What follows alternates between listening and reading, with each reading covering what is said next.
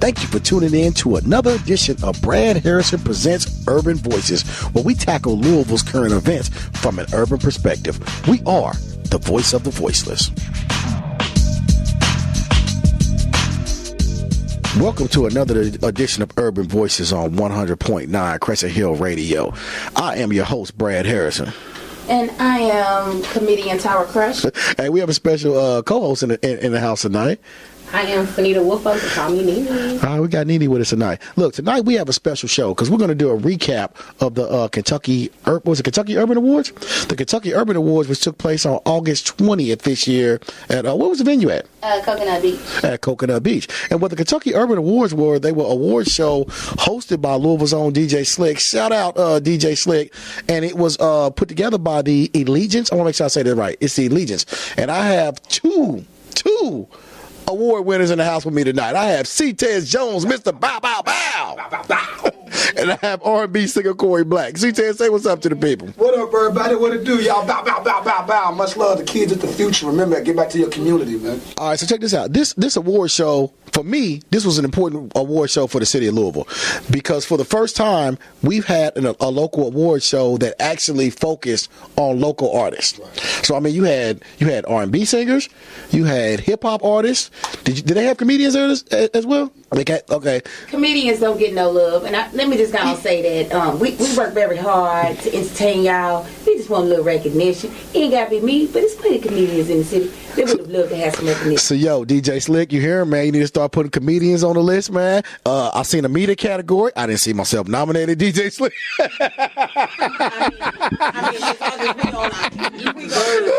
I'm going to just throw that out there. This about expressing ourselves. But I brought C-Tez in here because I think you won Song of the Year, right? A Smash in the Streets award. And a smash. So you won 2 awards? So Song of the Year is huge because this Bow song has just kind of taken over the city of Louisville. You know what? When I knew the Bow song was big, when I caught a video and I seen Shaq doing the dance, I said, Shaq, he ain't even give a shout out to C-Tez. You know what I mean? Still people dancing.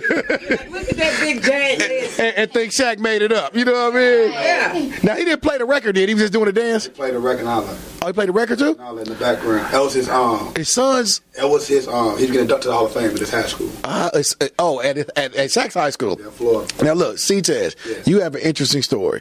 Cause look, when I first found out who C-Tez was, I used to ride down Broadway and I seen him on the corner of 26 and Broadway. There used to be a tax place. Yeah. And C-Tez, if you don't know C-Tez Louisville, this is the guy you see out no matter, you could be in the gas station parking lot, at the club. He used to tick me up. I'd be like, he got way too much dog. He could be in Pick Pack. He's making me tired. And this guy would just dance, you know what I mean? And paying him as much to dance that hard. He likes it.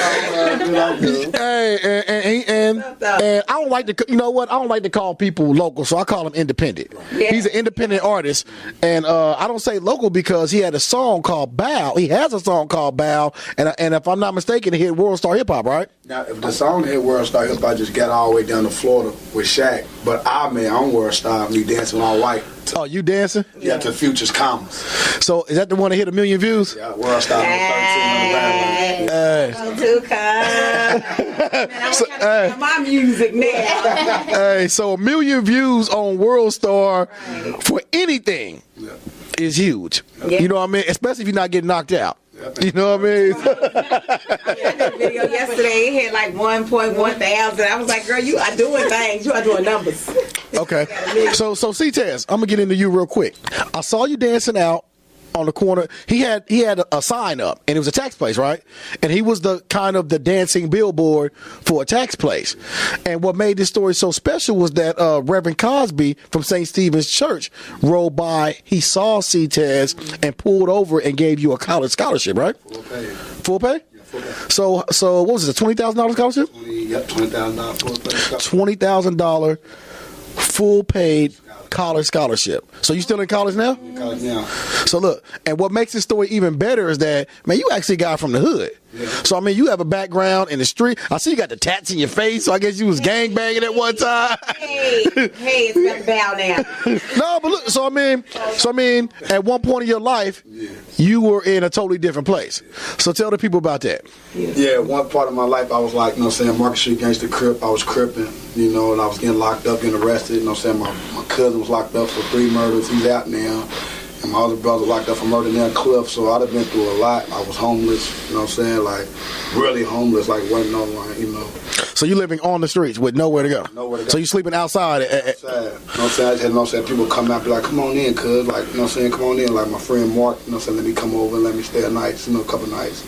After that, I had to go. So like, I really came from the street. That's why I'm out there to the tax stand. It was basically like a little $40 a day job. So $40 a day. $40 a day. That's all I was getting. So look, at that point, were you contemplating turning your life around, or were you still 1 foot in the street, 1 foot out the street? Yeah, I ain't gonna separate. I was one feet in, 1 feet out. I was really, you know what I'm saying, I always been kind of infatuated with that gang life. I don't know why I've been like caught up. I guess the people around me, you know what I'm saying, I guess that plays a part. People around you just get caught up in some things, you know. But I never like try to like put that on nobody else. I just always, you know, just I don't know what it was. I was lost, I guess. Okay, so what was the feeling when Reverend Cobb? How'd he do it? Did he see? I mean, I want to know. Paint the picture for me. How'd he do it?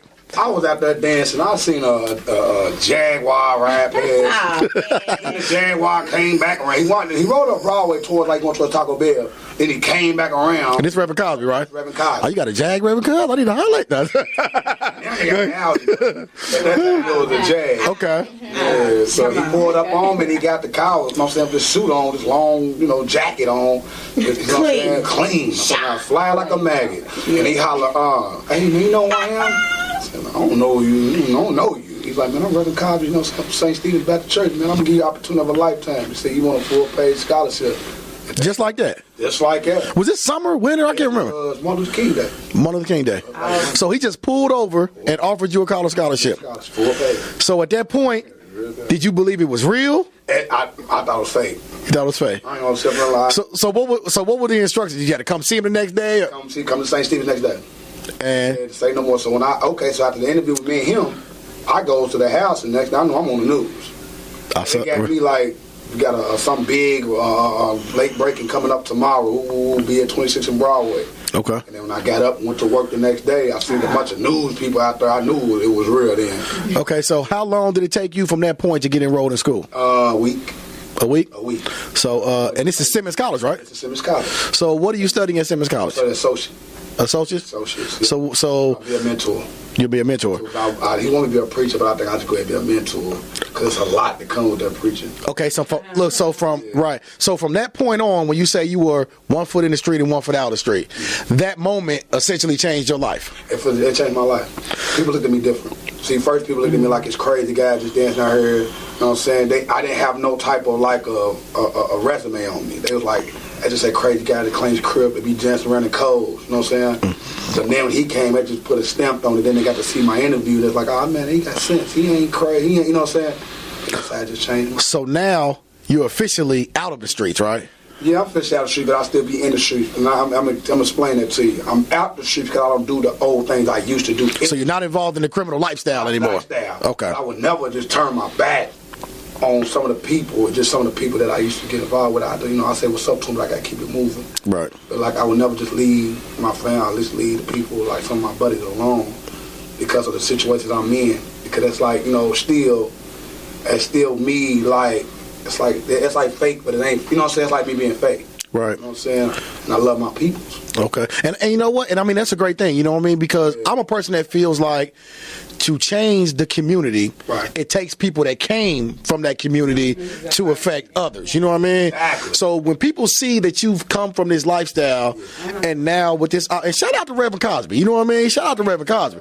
Because of this opportunity he's giving you, you've been able to change your life around and possibly affect others in the community. So go ahead. Yeah, like what I said, like when it first happened, when the situation with me getting the full-paid scholarship, I had all type of kids running up on me like, man, if you can do it, I can do it.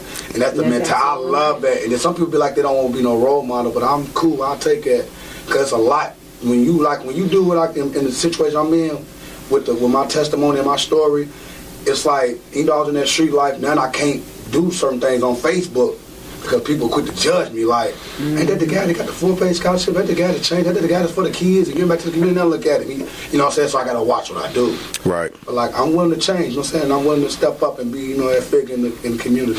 And you know what I actually love about your situation is the city of Louisville has totally embraced you. Right. I mean, the city of Louisville has embraced your, not only your music, but the city of Louisville respects what you're doing. So I don't see people out in the community trying to pull you back into your old lifestyle. They have totally accepted that C-Tez has turned his life around and he's now a positive member of the community, and they respect that and they embrace that. And I think that's a big thing. And I appreciate that. I'm gonna tell you something though, like with Kori, you know what I'm saying, Kori Black, you know what I'm saying, she's a singer, you know what I'm saying, with me, I'm a dancer and a rapper, so basically entertainers. Right. But see, me, I step away from that light and then get back to the community because that's where I came from. And so what I do is I try to give the kids and people that's living in poverty, I try to give back to them. And so that's what separates me because I'm not saying I'm an entertainer, but then you got this guy he's giving back to the community and looking out for these kids. You actually in the streets. Yeah. Right. But then I'm doing shows in Kozer for the people, the kids with chlamydia, you know, some little kids, you know, they're sick and they got, you know, all this. Oh, so you're actually at Kozer doing shows? Yeah, they finally got me up in there. Man, shout out C-Tez, you know what I mean? Yeah, man, the kids really, I really feel like I should, if I give them that ingredients and give them that wisdom and that guidance that they need, it'll be okay. Now, I didn't want to, I'm always been the person, I've never been like, well, go out there and be a crip. I go out there and be a gangbanger. You never influence a kid negative. You always give them that positive, you know what I'm saying? That's what I do. So tell me this, you're on course to graduate from Simmons, right? So that's what I was going to ask. You got another year. So when you graduate from Simmons, I expect to see the entire city of Louisville at this graduation. I expect to see the entire city of Louisville at this graduation. Change, I know it is about to change. So we'll get into real quick about the Kentucky Urban Awards. And the Kentucky Urban Awards, like I said, they took place August 20th at Coconut Beach? Yep. They were at Coconut Beach. And hosted by DJ Slick. Shout out to DJ Slick. Put together by the Allegiance. Yep. The Allegiance. And Bryson Tiller won an award. Yep. That was huge. And you know what I liked about that is because sometimes when local or independent award shows are put together, because Tiller is a major artist now, sometimes people will exclude the major artists. But I was happy that they included. Did they also include Static Major? Yep, Static Major too. Okay. Static Major Award. Yes, Oh, there's an actual Static Major award. Tiller won the Static. We gotta get DJ Slick up here. DJ Slick, we gotta get you up here, man. And her season won the legend. Her season is definitely a Louisville legend. I remember her season had the rap van back in the 90s. You know what I mean? So her season been putting in work for almost 20 years. You know what I mean? And there's a newcomer, up and coming newcomer, man. I've been knowing for. Well, he's not a newcomer, but he's back on the music scene, and that's Stu. I like Stu's music, man. So yeah, so I want to see Stu on some of these award shows coming up in the future. What award did you win? I won the Smashing the Streets Award and the Song of the Year Award. And the Song of the Year was for Bow. Did you have a performance? Yep, I did. When I got up, I just performed on me. You just did your thing. That's why I love myself so hard anywhere. Now we have another award-winning R&B singer, and this is Miss Kori Black. You know, and Louisville. I sat down with Kori Black a few months back, and we sat down and we did a short interview, and then from that time on, Kori Black has just seemed to take off on our independent music scene. So she's an R&B singer. When I heard her voice, because you know you people tell you about R&B singers, and R&B is it's a tough field to break in right now. You know, people want to go with the hip hop, and if you're not bringing it like Ashanti did back, you know, in the day, or Beyonce's bringing it, the people not gonna give you any shine. But I heard Kori sing, and it blew me away. And I think the first time I heard you sing was at T Made's event. Oh yeah. Yeah, T Made had an event at the Hard Rock Cafe, and I heard her. You got on the stage, and I was blown away. I said, "This little person with this big voice," you know what I mean? And not to mention, I knew your father. You know what I mean? So shout out to your father, Kori Black. But yeah. So what award did you win? I won R&B Artist of the Year and Mixtape of the Year. So R&B Artist of the Year and Mixtape Artist of the Year. Yeah. What's the name of your mixtape? It's called All the Way Back. It's All the Way back. So is this a full length mixtape? Yeah, it has 11 songs on it. Because I've heard one song on it so far, and that was the Petty. I saw the video. So is that the lead single for the mixtape?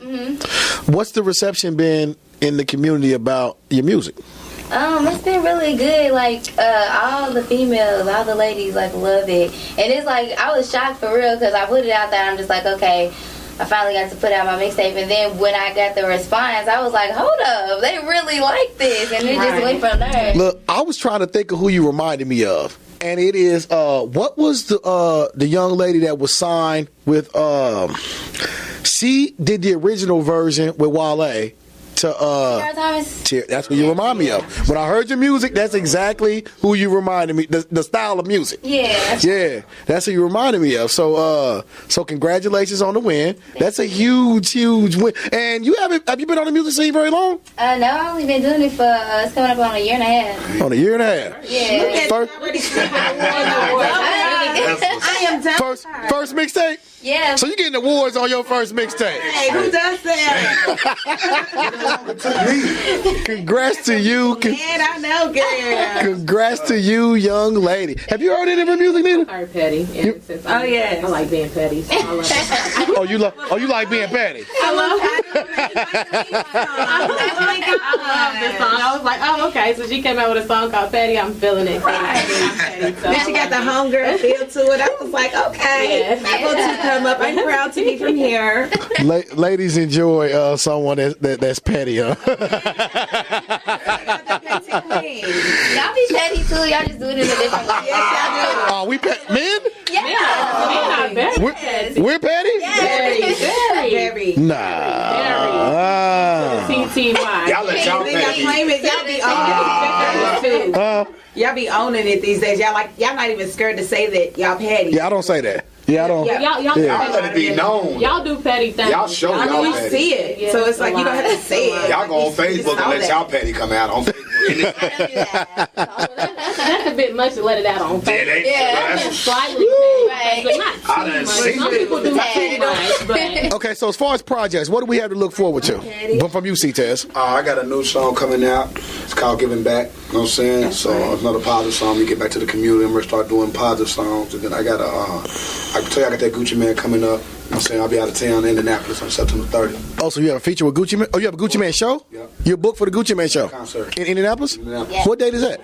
September 30th. September 30th. I think DJ Jerry. Shout out DJ Jerry. He won the DJ of the Year award. Oh, DJ Jerry. Shout out DJ Jerry. I-65. Shout out. They won the award for the best party promoters. I-65 now. So that's what's taking me down there. Okay. We're going in there September 30th. September 30th. So we might have to ride up to Indianapolis and check you out. Man, another hour or two away and go bow. Look, give my viewing audience a little taste of the bow real quick, man. I'm on spot like a You can't see here in the studio, but I have C-Tez in here. I have C-Tez in here doing his legendary bow dance. bow. Hey. Yeah, C-Tez. So, Kori, what do we have to look forward to from you? Well, I haven't decided if I'm putting out a EP or if I'm just gonna keep dropping singles, but I do got 2 singles on the way. One is called I Might, and it's like a slow little song for the lovers, and the song called Bad, it's like a club song for the ladies. Okay, so look, what got you into music? Well, my dad got me into music. He used to rap, and he was like, kind of big on the local scene with his music and everything. I used to watch him do his thing. And I was like, okay, he's rapping, and I'm like, I think I can sing a little bit, and then seeing like how passionate he was about it, that made me feel the same way for it, so it just kind of went from there. So we have 2 rising stars. I'm gonna go ahead and put it on you now. I'm gonna call you rising stars. So you had to speak it into existence. You know what I mean? So we have 2 rising stars, and I see nothing but big things coming out of C-Tez and Kori Black as well. So I just want to salute you for representing Louisville with everything you do. Make sure that I give you a thank you. Because we've got a lot of young brothers in our city that don't know that there's another way. And you inspired me so much just in this interview, telling us the story of where you came from, how you got to that corner on 26th Street, the type of money you were making, and the type of energy I saw come from you anyway. Right. in spite of, you know, you did that job with pride, and it gave you the opportunity to get back on your feet, and then look what door God opened for you. So that is definitely fuel for these young men to know that no matter how long you was doing it, how long you was in that life, you can come out and you can do something positive, and you can do and use the talents that God gave you. God gave you that talent, and you're exploiting it just the way He wants you to, so that you can sustain yourself. And you, she said, "And you," like you about to chastise her, like you was her mama, and you. Absolutely not. I want to thank you for showing little girls that they can have talent, they can be beautiful, well dressed. Thank you for showing them something different and giving us something different. Yeah. I love you for that, Mama. Thank you. Oh yeah, because Kori Black does have clothes on. Yeah. Still sexy. And she's still sexy, but she'll left something to the imagination. And that's what these young girls need to see. Yeah, definitely. Okay, so I have a question for both of you. Right now, well, this is kind of a trend nationwide. In the poor black communities, our cities are experiencing a rash of violence. So the murder rate is up. Young people seem to be more aggressive. And the streets as a whole seem to be a tad bit more dangerous than we're used to seeing. How do you think we can turn this situation around and clean the streets up? First off, I think more people need to get involved and be active in the solution. That's the main thing, because it's power in numbers. And I also think that a lot of the entertainers have a good impact on the community and everything, so I think if we keep coming together and doing positive things, like, they can help out too. The entertainers? Yeah. So, okay, and look, I'm glad you said that. Ow. That poses a great question. Do you feel as though it's an entertainer's responsibility to be a role model? I wouldn't say that it's the responsibility to be a role model, but I feel like coming from this city and what's going on, and if you put yourself in that position to where people are looking at you, why not? You know what I'm saying? Like, why not be a role model? We can't put it all on the entertainers, though, because these parents have to censor what their children are receiving from entertainers. And the parents have to be role models themselves. Right. Exactly, because you can sing a song all day long, but they're going to watch what mama's doing, they're going to watch what daddy's doing, and that's going to be the main role model for them. So we can't keep putting it off on artists. There's a market for what you do, even if you do take it up another level of sexy. There's a market for that, and you shouldn't have to dumb it down because people aren't watching their kids. And most definitely. But I think you can be on both sides of Absolutely. it. Absolutely. And what about you, C-Tez? You can't put on entertainment because some entertainers ain't giving them that type of guidance in their songs. Like some entertainers, you know, their manager might, like, you know what I'm saying?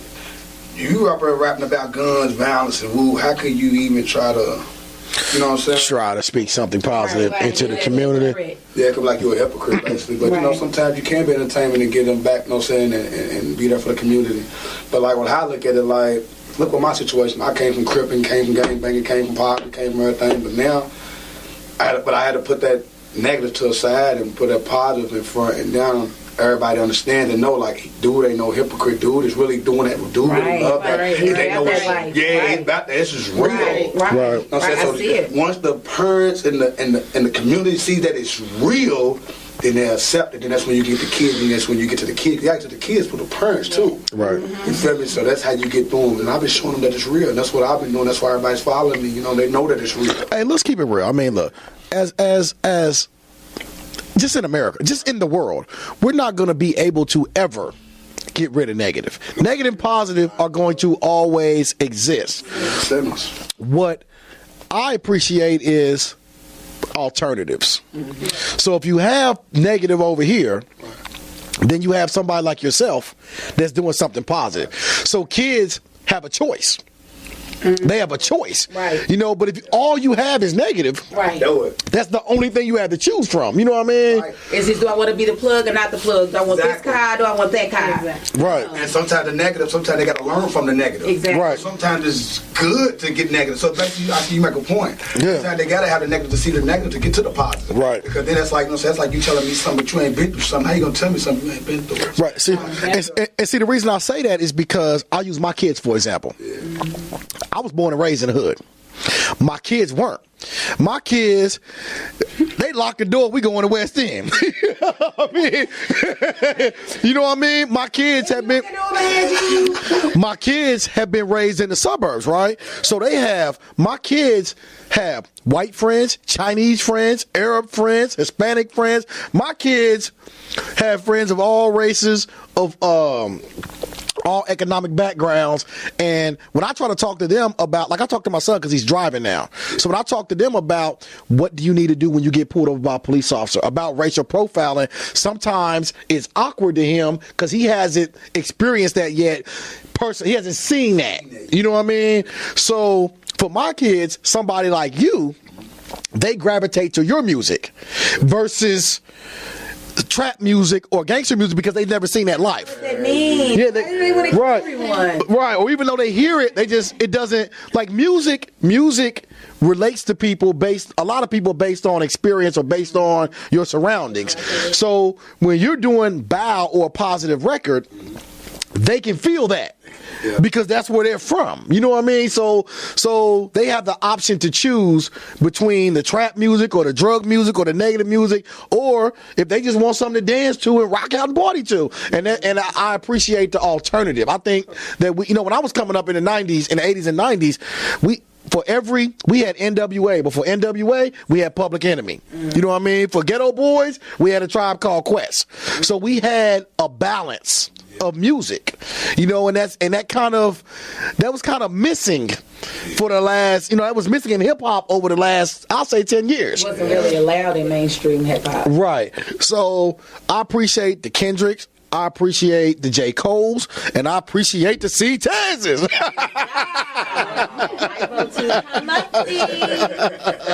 So that's what it is, man. Salute to both of you guys, man. I'm hoping this Kentucky Urban Entertainment Awards? Yes. Okay, Kentucky Urban Entertainment Awards, and I'm hoping this is going to be an annual event. I think it is. So I think it's going to be something that they do every year, and they plan for it to get bigger and better. I think like this too, though. Like, it feels good to have a plaque or something to show for your hard work. Yeah. I know a lot of people probably speak on like, it ain't no BET Awards, don't matter. It's just something that just shows, you know what I'm saying, that you been putting that work in, man. It's something you can make yourself feel good, like, man, I feel good about this award. That's how I look at it. Some people just, and then I'm saying on top of that too, you could have networked that night. There was so many different people in there, you could have networked that night. So it's about networking too. Hey, look, when I watch people get their awards, or I watch people display their awards on social media, it moved me because for me, I'm all about local. Right. So I'm all about community. So if I ever got one of those awards, it would mean more to me than a Grammy, because the people that I don't know the voting system, but whoever voted for me to get this award were actually people that see me and know me every day. Now, if I get a Grammy, that's cool, but these are from people across the globe that don't actually know me. Yeah. But for somebody from your own community to say, hey, I appreciate what you're doing, that means more to me than a major award. You know what I mean? So again, shout out to DJ Slick. Shout out to the Allegiance Group. And I hope this is something that we can continue every year. At the same time, something that brings all of us together as a community. You know what I mean? So anything that brings us together for positive moments, yeah, I'm down with it. I'm definitely down with it. So, and we'll say it, this wasn't the Source Awards. I didn't hear any reports of any violence. I didn't hear anybody getting shot. I didn't hear anybody. So we can get together and have an event without anything. And we had a lot of rappers in there, right? Yep. Yeah, we had a lot of locals. Kori got sound with a bag on her head singing. Oh, Kori. Hey, now you know what? I'm gonna put you on the spot, Kori. I'm gonna put you on the spot. Can you give me? Look, I'm not. What is it? A bar? Bar. Okay. But like singing, boy. No. Give the people. Let the people hear your voice. I fell all the way back from you, baby. I'm sick of you driving me crazy. I can't get with that, so I gotta be done with it. I'm tired of all these girls calling your phone. You claim that you ain't talking back. Why won't they leave you alone? Stop lying and trying to convince me that I'm insecure. Cause I've been there and I done that, and I ain't tryna go there no more. Hey! That's no auto tune. No auto tune. Acapella. She's singing it to a purple mic.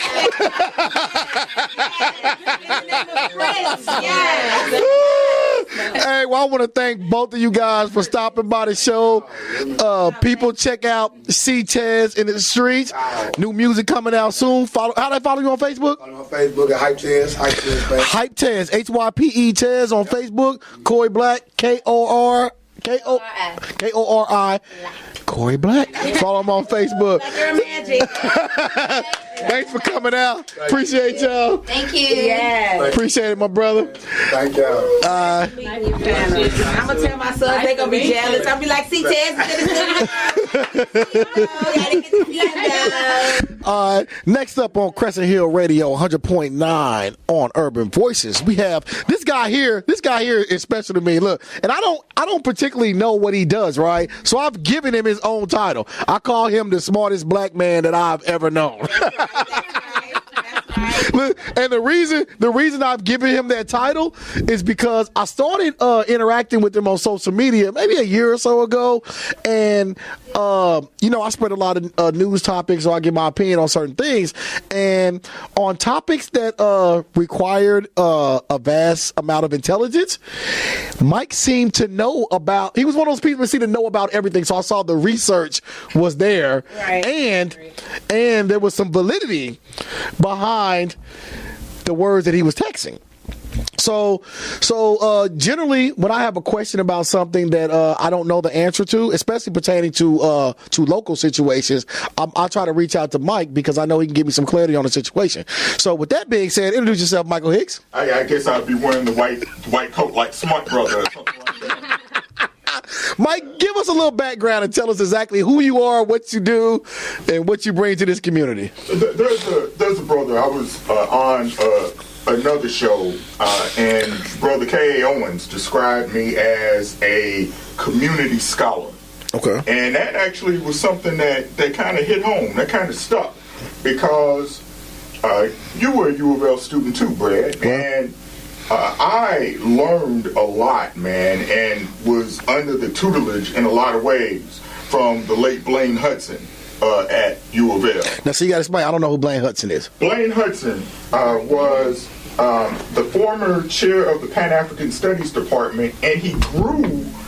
He was a dean of arts and sciences at U of L, and he was a giant. He's one of the co-authors of a book with former Courier Journal editor Merv Oberspin and another brother named Kenneth Clay, 2 Centuries of Black Louisville. Okay. So he was one of the 3 co-authors that came up with that.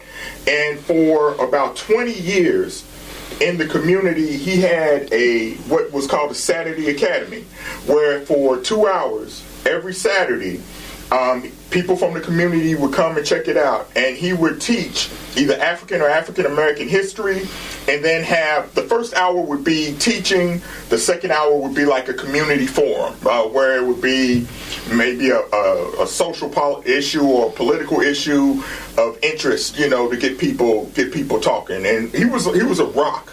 And not only was he a great scholar, he had a care for West Louisville.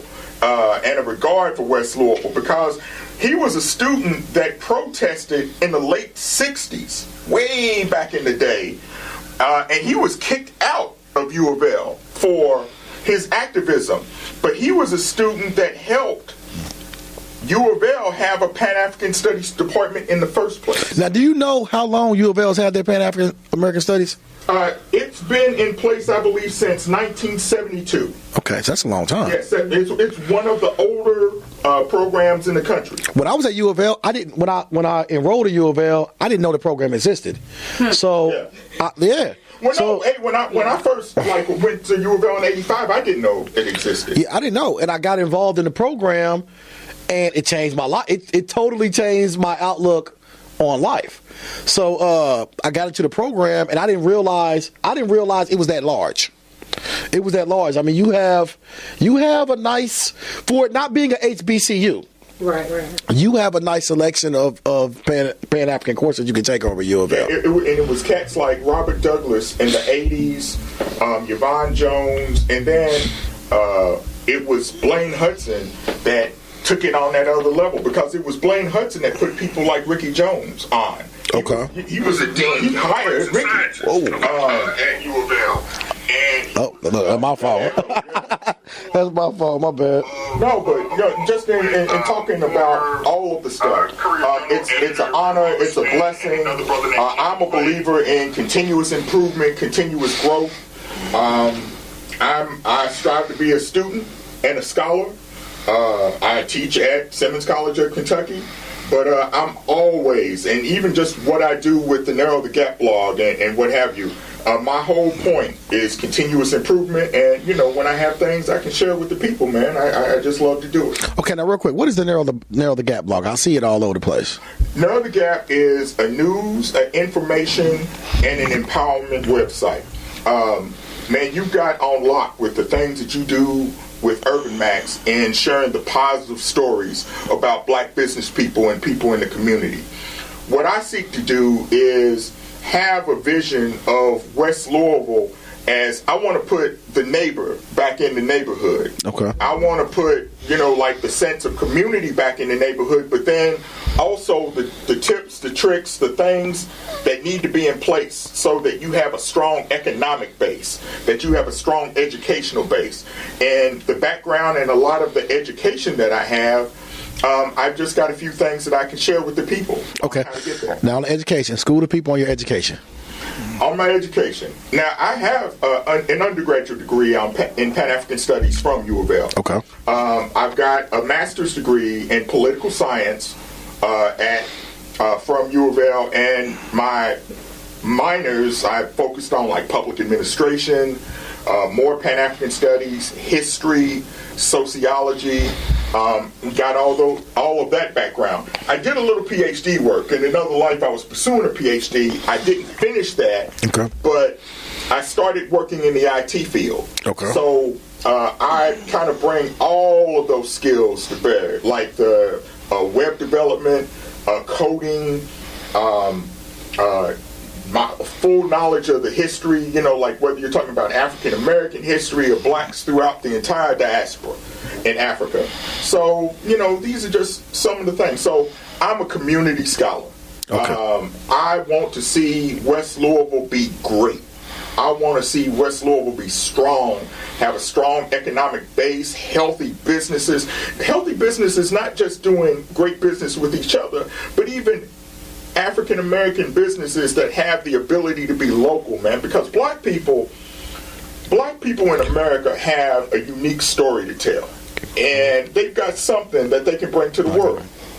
Okay, and look, and that's what made me such a huge fan, is because man, I'm honored, man. Look, just the way you hustle and grind, man. Look, whether you realize it or not, many people that reach your level of education or just your skill set, they don't go back to the neighborhood, or they don't give back to the community. Or if they do, I don't want to throw that statement out there because that may be incorrect. But if they do, they're not visible. Okay. They're not visible. You know what I mean? So you're a visible guy. Well, the real talk is, I'm West Louisville born and raised. I actually, in a lot of things I do, I like to try to fly under the radar, because there's one thing with me. I'm kind of big on the idea of building power even over prestige.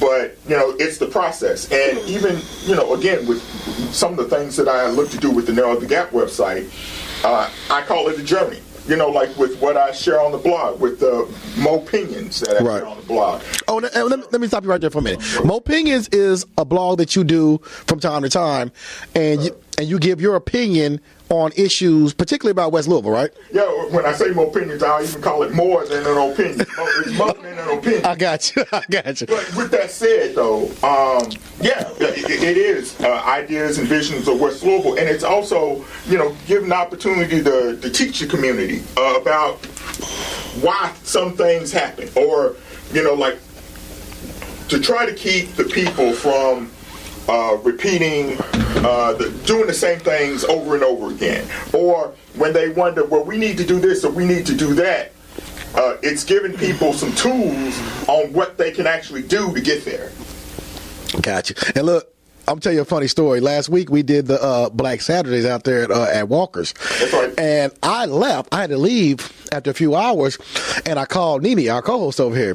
And whatever you said to Nene, she called me and she said, I spoke with Michael Hicks, and he's necessary. So, I mean, that's the kind of impression that you leave on people, you know? I mean, you left a great impression on me. It's hard coming from the West End, because that's where I live. I'm born and raised in the West End, and it's hard because people think it's like out of this world for people to have degrees in the West End. I have a master's degree as well, and people just look at me like it's crazy. So it's nice to see other people coming from my neighborhood doing the same things that I'm doing, because you don't get that kind of support all the time. People used to joke about it a lot when I was younger, because I was somewhat of a nerd, is what you call it. Yeah. But I embrace it. Look, I embrace be who you it to this right. Exactly. But it was always just weird, me being the kind of person that I am, being raised in the West End. A lot of people are like, are you from the suburbs? No. My mother raised me in the streets, didn't. But it's good to see other people coming, and you gave me a lot of knowledge, a lot of access. I checked out the website, The Bridging the Gap. Check it out. It's a great website. You definitely should check it out. It's helped everybody. So, yeah, you left a great impression on me. And I think that's extremely important. So I want to move into this. I brought Mike on here today to talk about, well, a couple things, but primarily this food port issue. Okay. And I brought you on because I read a lot about the food port situation, and then I don't know the actual names for these projects, but there was another one that we from the hood just called the methane plant, so I don't know what the actual name of the project was. Well, that's what it produces. It produces a biofuel that is methane that would get sold to LG&E. Okay, so the methane plant was, correct me if I'm wrong, originally the methane plant was scheduled to be part of the food port? Originally, the methane plant was scheduled to be, that was going to be the anchor for what the food port project was going to be all about. I have a piece of information from the Courier Journal that has a timeline of what it was all about. It started back like in 2012. Okay. And in 2012, there were some folks from a nonprofit called Seed Capital Kentucky that was interested. They saw, the issue of West Louisville is a food desert. It's hard to get access to healthy fruits and vegetables and what have you. So they wanted to take an area of land and convert it over into a bunch of food-related industries that could possibly pump some life back into the, West Louisville, bring an economic base, bring a number of jobs, and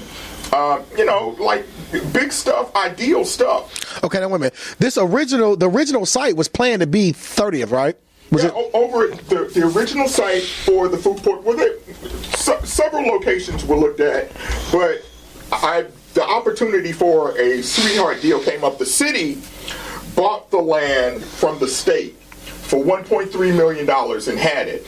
And when they heard the pitch from Stephen Riley and Carolyn Heine, some of the main officials with the Seed Capital Kentucky nonprofit, I guess they were so wowed by it that they said, okay, well, we like your vision for what you seek to do and the jobs you want to bring and what have you.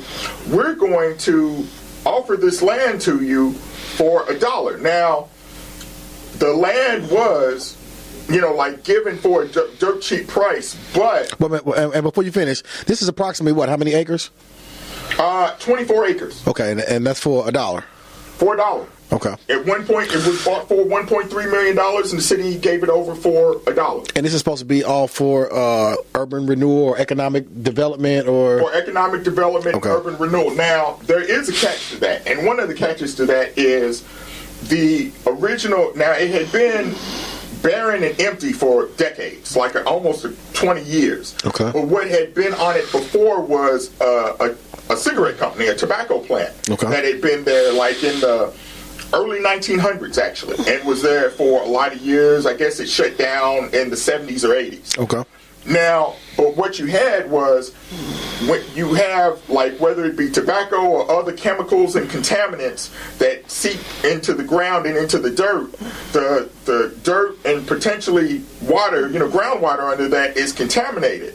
So even getting the property for $1, the new owners who buy the property become responsible for, cleaning it up and getting it up to EPA standards. Now, and the sticker cost of getting that done, like I've heard some other community groups and people, in the community that complained about what they thought was the sweetheart deal, or what they call, well, it is a sweetheart deal, getting it for $1, but you got to have $5 million to clean it up, to basically dig all the contaminated dirt out, put in, like a new thing, a topsoil. Okay, now was before you even build what you're going to build. Brick, yeah, before you even build what you're going to build. So was this known to developers before they entered into this sweetheart deal?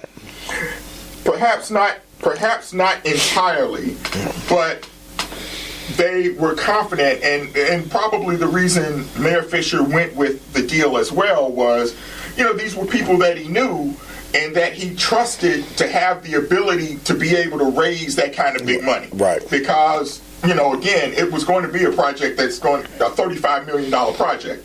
So this would have brought jobs to the West End, right? Or that was the plan anyway, right? The plan was for it to bring about 250 jobs, but the original anchor was going to be a biodigester, a methane plant. Okay. Until the community got wind of it, and people in the community heard about it, and it was like, no, that doesn't sound like a good idea. How come nobody asked us? Hey, wait, hold up. Okay, now let me stop you right there. And we don't have much time, but I want to get into that for a second. Sure. The methane plant, in your opinion, was it good idea, bad idea? Was it as dangerous as people thought it was, or was that just a myth?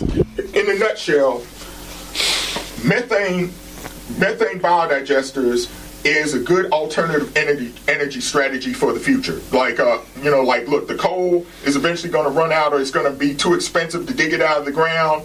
Fracking the oil can be dangerous to the environment, and that is, kind of a bad deal. It's a good alternative strategy, but it's a terrible idea to build a biodigester in a residential community. Okay, that's what I want to know. That's basically the bottom line. Okay, so there were no other, in West Louisville, were there any other areas that were feasible for this biodigester?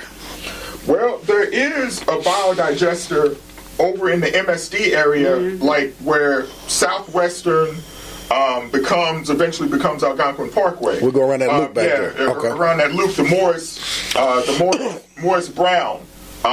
There used to be DuPont back there or something like that? Is that in the area you're talking about? Ashland used to be right there. It used to be a refinery. Yeah, right. But, and then environmentally, it did a lot of damage, to the area. It still is. Yeah, there's still after effects of that, but at least the geese have come back to Chickasaw Park. But there was a time. Wait a minute. Was there a time the geese were MIA? Real talk. I grew up as a growing little boy in the 70s and 80s. Man, that's what shocked me when Ashland plant closed down and wrapped up. It took about 5 years. But about 5 years later, evidently, I guess the environment had gotten decent enough, and, animals have a sense of what's up. It must have been decent enough to come back. Yeah. Well, I'm following the geese. In the mid-90s, I see some geese. I'm shocked because I didn't even know. I was like, wow, man, geese, because growing up as a little kid, you would see that big fire and all the smoke coming out, from the refinery plant. And 8 o'clock in the morning, you hear that horn, calling people into work. And, I knew folks, that's where their jobs were and where they were going to work. But what I didn't know, and what a sister like Ebony Cochran, has hipped a lot of people on in the community, is how that, that damage in the air does damage to people, man. And, I'm glad it's gone now. Okay. But yeah, a biodigester in a residential area, not a good idea. Okay, now tell me this. Why now did the food port system fail? Well, Plan A, once the community said, "Oh no, we're not going to do that for the biodigester." Yeah. Okay. And to give Seed Capital Kentucky credit, they cut the project, they nixed it. Okay. So, but they still needed a big box draw, like to be able to handle, because that's money still that you have to pay back, particularly the money that you're borrowing, to build the thing, build it up. So they looked for another partner. They eventually found another partner with a hydroponics company, a company that uses water to grow vegetables. Okay. And various greens. It was a company called Farmed Here. So that looked like that might be the good plan B to keep the project going. But Farmed Here, I guess they must have looked at their numbers and said, oh, well, if we call ourselves attempting to do this, we're biting off more than we can chew. Okay. So, they backed out. I'm not going to be able to do it. Yeah. So they basically did that. So when that news came through, I suppose Raleigh and the people of Seed Capital Kentucky just said, we're done. We just don't have the vendors that we can attract to be able to pay on the loans and have, be able to do this in a viable way. So for now, it looks dead. Okay, so these were all going to be factory jobs, right? Pretty much, or industrial jobs, or some industrial, some would be, I guess, retail or food related jobs, because there was going to be like a smoothie place. Okay. And there was going to be, maybe a partnership with one of the colleges or universities in the state to have maybe grow some sort of community garden in the area, and there would be some food-based, maybe smaller vendors and businesses. And then not only when you think about that area, you have to think about what other businesses can pop up around there, right? Where there would have been an opportunity for it to be a food-based thing. Like when you look at on Muhammad Ali, the new chef space, the co-op kitchen that opened up there, and that you hope, some businesses will pop up and start to grow around that. You want to have a big attractor that brings in, the cars and the foot traffic and the money, people with money, and other business can come and set up shop and, they can eat too. Right. So you need Michael Jackson to come through the door, so that Tito can be seen too. Yeah. And that gives it this is one of the differences of opinion that I have with some cats in the community that oppose some big projects. It's not so much that you're wanting to beg a big business to come there for. It's not so much for the jobs. It's for the economic attractor, to where you got the people with money to spend in the area. So then you can build businesses around that. Right. Your product, if you got something that's great, they're going to come check you out. Right. And spend money with you. So you got the domino effect going on with that. Okay, so explain this. This is something I didn't know. Okay. And I don't know if I still know, but is it our whether it be local government or state government or national government, is it the government's responsibility to help businesses come to our communities?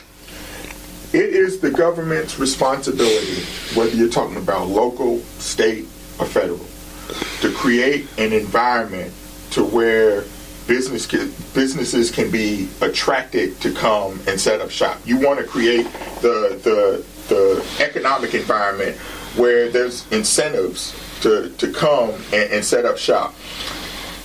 I do question whether the current administration has done the most bang-up job in being able to do that for areas in West Louisville. Now, when you say current administration, are you speaking mayor, governor? I'd say, and starting with the mayors, the mayor's administration. Now, let me say, I'm not going to say that Mayor Fisher hasn't done anything. I'm not saying that.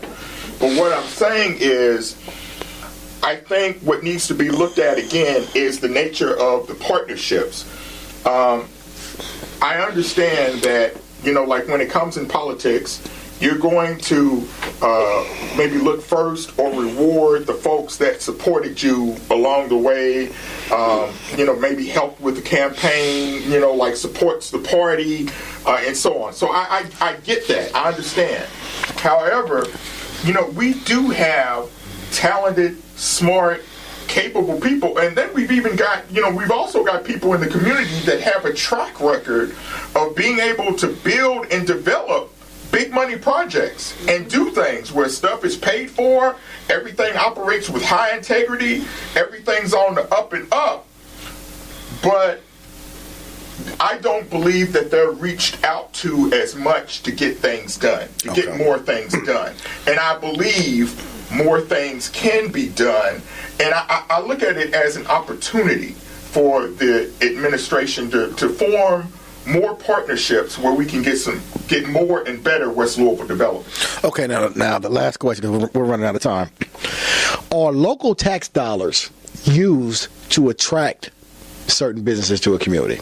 Yes, there's a variety of different mechanisms that provide tax incentives. Some things that, like some businesses may be attracted by having, taxes suspended for a period of years. And I understood, like with the Walmart, they might have had a 20-year break on taxes. Woo! Like for a part of it. And that was interesting, but there was an article today that seemed like the door was still cracked for a deal, to happen. So that was interesting. Foodport is dead. Walmart is on life support. And at first I thought the plug was about to be pulled, but maybe there's just a little. He might need to put the shocks on his chest.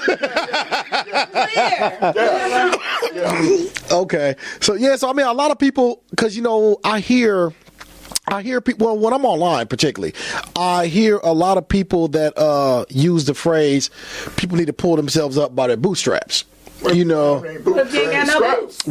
So I don't think that a lot of people realize or understand that maybe in their suburban communities and their other communities that the government, whether it be local or whatever, is attracting businesses to their area so they can have employment. That's right. And we need more of that and then some in West Louisville. And I know all the arguments, west of 9th Street, like dangerous, like some of the crime concerns, yada, yada, yada. They are social problems that need to be worked out. That said, cities have a number of tools at their disposal to provide incentives that can attract more businesses, or if you have a problem attracting retailers to come to West Louisville, then begin to show a little love to existing black entrepreneurs that have ideas and goals and dreams, and make a better investment even in micro lending to support entrepreneurial development in West Louisville to help people get started up and do things, even if it's on a micro level. Because if you've got a situation where, and this is the real talk, the male unemployment level in West Louisville, the male for men between the ages of 16 to 64, the unemployment level is 51 point, either un or underemployment level is 51.1%. Probably higher for underemployment. Yeah, most of the ones who have a job. A little bit. Yeah, may not be working fully 40 hours. Right. Or they're working multiple jobs and got different side hustles and what have you. Yeah, and that's the reality of the matter. If big business, can't be attracted to West Louisville, then make a better effort to encourage entrepreneurship in, like the West Louisville community, and be active in building people up educational-wise and even in training-wise on things that they can do in the name of trying to form their own business. Okay. All right, well, Mike, I am extremely excited about having you here today, brother. I thank you. I'm going to get you on here again. Anytime I have a question about anything, I'm going to bring the smartest black man I know. He know how to be a website. Sure. I'll be here your inbox tonight. Some people consider me an authority figure. So I bring him in. I want to thank everybody tuning in to Urban Voices on Crescent Hill Radio 100.9. You can catch us every Tuesday from 9 p.m. to 10 p.m. If you can't catch us on the air, catch us at the website www.crescenthillradio.com. Again, that's from 9 to 10 p.m. every Tuesday night. Local music, local content, Crescent Hill Radio. Up next is my man Shane Antonio. If you haven't checked out Shane Antonio's show, you need to check it out. This brother plays all local music on a mix show from 10 to 11 o'clock at night. So if you're a local artist, give a shout out to Shane Antonio on Facebook and submit your music to him. We're wrapping up another edition of Brad Harrison Presents Urban Voices on Crescent Hill Radio, WCHQ 100.9 FM, where we tackle all of Louisville's current events from an urban perspective. Next up is Shane Antonio, One Night Only. I'll see y'all next week, folks, and Louisville loves you.